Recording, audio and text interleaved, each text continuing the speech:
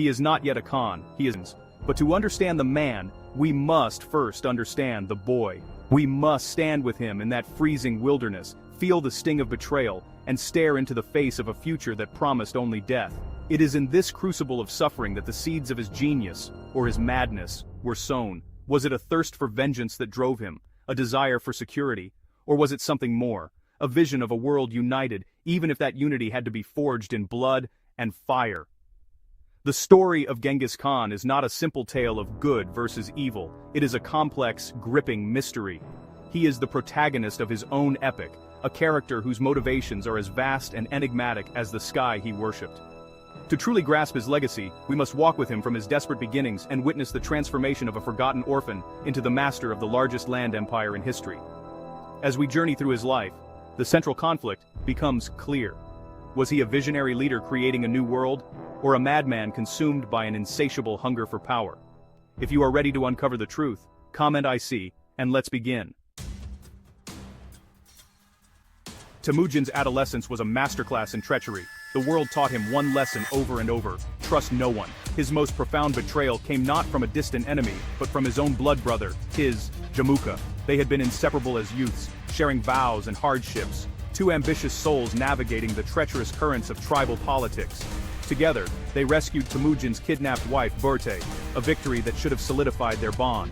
But success, it turned out, was a more corrosive acid than hardship. Jamuka, born into aristocracy, grew wary of Temujin's rising influence and his magnetic appeal to men from all walks of life. The breaking point was inevitable, a slow fissure widening into a chasm. It was a clash of philosophies. Jamuka favored the traditional aristocratic hierarchy, where power was a birthright. Temujin, the outcast, believed in a meritocracy. He promoted men based on skill and loyalty, not on their lineage. This radical idea was a threat to the established order, and Jamuka saw it as a personal challenge to his authority. The tension simmered, erupting into open warfare. Their final confrontation was not just a battle for dominance, but a battle of ideas that would shape the future of the Mongol people, and, eventually, the world. Imagine the emotional toll of this conflict, to hunt down and defeat the man who was once your closest confidant, your brother. When Jamuka was finally captured and delivered to Temujin by his own treacherous followers, a moment of profound drama unfolded. Temujin, in a startling act, had Jamuka's disloyal commanders executed immediately, declaring, "How can we trust men who have betrayed their own Khan?" He then offered Jamuka a chance to reconcile, to join him once more as his right hand. But Jamuka, proud and defeated, refused. He asked for an honorable death, one without the spilling of blood, as was custom for nobles. Temujin granted his request. The story goes that Jamuka's back was broken, a swift and bloodless end. This moment reveals the chilling complexity of Temujin's character. He showed respect for his old friend's final wish even as he eliminated his greatest rival. He demonstrated a strict, unwavering code of loyalty by punishing betrayal above all else. This event was a turning point. It hardened Temujin, cementing his belief that a fractured world of rival chieftains could never bring peace. Only one supreme leader, bound by an unbreakable law, could end the cycle of violence. The boy had been forged. The conqueror was beginning to emerge. With Jamuka gone, the path was clear. Temujin was no longer just a rising chieftain, he was the undeniable center of gravity on the steppe. Tribe after tribe, either drawn by his vision or crushed by his military might, bent the knee. He did not simply conquer and absorb them in the traditional way. He shattered the old tribal structures that had fueled centuries of infighting. He reorganized his people into new military and administrative units, based not on kinship, but on loyalty to him alone. This was a revolution. A man's identity was no longer defined by his clan, but by his place in the new Mongol nation. In 1206, a great assembly, ADI, was called at the headwaters of the Onun River. All the chieftains of the newly united tribes gathered. On this momentous occasion, under the vast, eternal blue sky, the shaman Kokochu declared Temujin the supreme ruler of all the peoples of the steppe. He bestowed upon him a new title, Genghis Khan, meaning oceanic ruler or universal ruler. The transformation was complete. The abandoned boy named Temujin was gone, replaced by a living symbol of divine will. He was no longer just a man. He was the embodiment of a nation's destiny, the instrument of Tengri, the sky god. This was not a coronation of pomp and circumstance in a stone palace. It was a raw, elemental ceremony on the open plains, a pact made between a leader and his people under the eyes of their god. Genghis Khan immediately set about laying the foundations of his empire. He established a system of rapid communication using mounted messengers, the which became the world's first Pony Express. This network allowed him to transmit commands and receive intelligence reports with unprecedented speed across vast distances. It was the central nervous system of his burgeoning empire, a logistical masterpiece. His military was a reflection of his meritocratic ideals. Discipline was absolute. The army was organized in decimal units, squads of 10, companies of 100, battalions of 1,000, and divisions of 10,000 called. This structure allowed for precise command and control, flexibility in battle, and a clear chain of accountability. Soldiers were trained to fight as a cohesive unit, to respond to signals from flags and drums, and to live in the saddle for weeks on end. It was an army unlike any the world had ever seen, a perfect instrument honed for one purpose: conquest. The question now was, where would he point it? Genghis Khan understood that military might alone could not hold an empire together. Conquest was one thing, governance was another. To bind his diverse and fractious people into a single, cohesive nation, he needed more than a shared identity. He needed a shared law. He established a legal code known as the Yasa. Now, this was not a written constitution in the modern sense, but rather a set of decrees and principles that governed every aspect of Mongol life, from military discipline to personal conduct.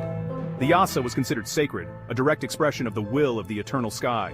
The laws were strict, and honestly, the punishments were severe. The Yasa outlawed kidnapping of women, adultery, and theft, crimes that had been rampant and destabilizing in the old tribal system. It mandated absolute obedience to the Khan. It granted religious freedom to all, a policy pretty much unheard of in an age of holy wars and persecution, as long as all religions prayed for the Khan's longevity. He understood that a subject's faith was a private matter, but their loyalty to the empire was a public duty. This pragmatic tolerance prevented internal religious strife, and made it so much easier to govern the multi-ethnic, multi-religious populations he would soon conquer. One of the most revolutionary aspects of the Yasa was its treatment of property and order. All theft, no matter how small, was punishable by death. This created an unprecedented level of security across the Mongol lands. Chroniclers of the time marveled that a person could travel from one end of the empire to the other with a gold plate on their head and not be molested. By eliminating the constant threat of raiding and banditry, Genghis Khan created the conditions for something extraordinary to flourish trade. His laws transformed the dangerous steppes into a safe corridor for commerce. This legal framework was the bedrock of his statecraft. It was a tool of social engineering, designed to break old loyalties and forge a new, unified Mongol society. The Yasa promoted discipline, honesty, and loyalty to the state above all else. It was, in a way, the software that ran the hardware of his military machine. While some of its provisions seem brutal to our modern sensibilities, it was, in its context, a work of dark genius. It brought order out of chaos, but it was an order enforced by the sword and an unwavering, absolute authority. The law was a reflection of the man himself, pragmatic, ruthless, and visionary. The unified Mongol nation, disciplined by law and honed for war, was a storm waiting to be unleashed. The first target was the Tangut kingdom of Xixia to the south, a test of the Mongol war machine. After securing his southern flank, Genghis Khan turned his gaze west, toward the wealthy and powerful Khwarezmian Empire, which stretched across what we now know as Iran, Afghanistan, and Central Asia. Initially he sought trade, not war. He sent a caravan of merchants and diplomats to the city of Otrar, seeking to establish a commercial relationship. It was, really, a hand extended in peace and for profit. What happened next changed the course of world history. The governor of Otrar, Inalchuk, suspicious of the caravan's intent, had the merchants executed and their goods seized. It was a fatal miscalculation, an act of breathtaking arrogance. When a second envoy sent by Genghis Khan to demand justice was also murdered, his beard shaved off in a sign of ultimate humiliation, the Khan's response was biblical in its fury. He is said to have climbed a mountain, prayed to the eternal sky for 3 days, and vowed to exact a vengeance that would be remembered for all time. The storm was no longer gathering. It had broken. The Mongol invasion of the Khwarezmian Empire was not a war, it was an extermination. Genghis Khan unleashed his armies with a strategic brilliance that was as terrifying as it was effective. He divided his forces, using feints and encircling maneuvers to confuse and trap armies many times larger than his own. The Mongols besieged and utterly destroyed legendary cities like Bukhara, Samarkand, and Urjansk. They used captured populations as human shields, diverted rivers to flood cities, and employed psychological warfare with chilling efficiency, often allowing a few survivors to escape and spread tales of the horrors they had witnessed, sowing terror ahead of the main army's advance. The scale of the destruction was apocalyptic. In cities that resisted, the entire population was often put to the sword, with artisans and engineers, sometimes spared to be used by the Mongol war effort. The governor of Otrar, Inalchuk, was reportedly captured and executed by having molten silver poured into his eyes and ears, a symbolic and gruesome retribution for his greed and his failure to listen. Was this the act of a strategic mastermind, using terror as a calculated tool to ensure swift surrenders in the future?